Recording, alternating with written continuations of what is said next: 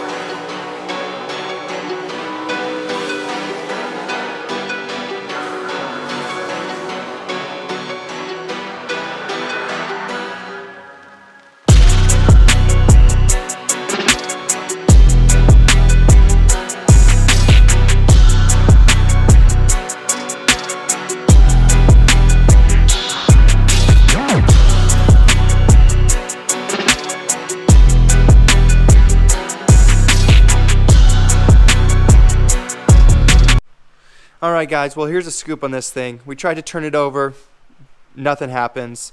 We've dug into it just a hair bit, and it is definitely not a motor we can use. So that leaves us with two options for it. We can either rebuild this one.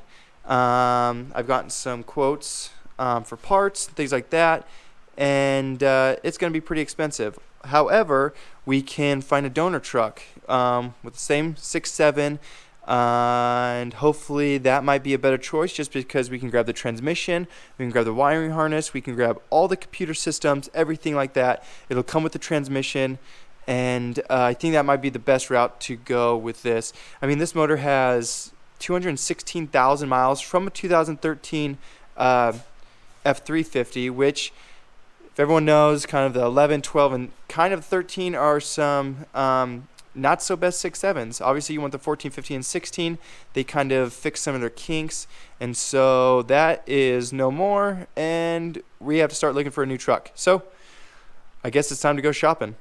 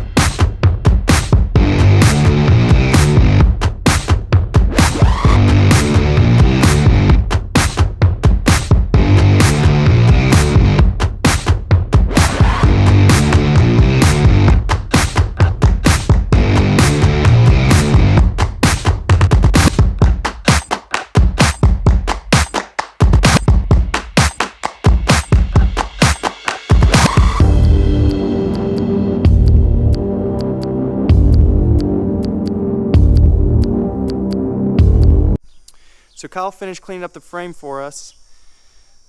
The mounts for the transmission and the motor, which are right here and right here, are now gone. He popped all the rivets for us.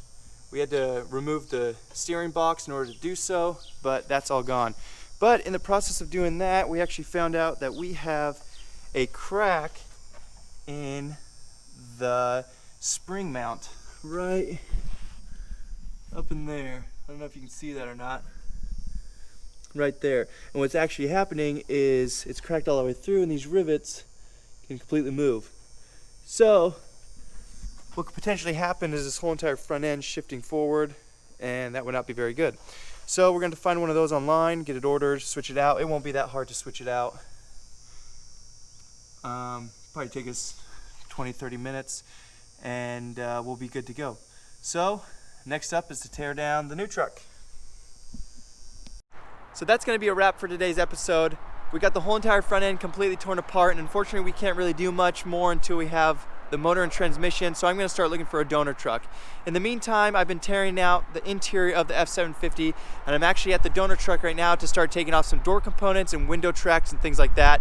We've been collecting a lot of content of the interior, but I haven't posted anything yet because I want to keep the interior and the front end tear down separate. And so here in a couple weeks, we'll get some interior videos uploaded for everyone and kind of show the progress of that. So in the meantime, stay tuned and stick with us. Thanks.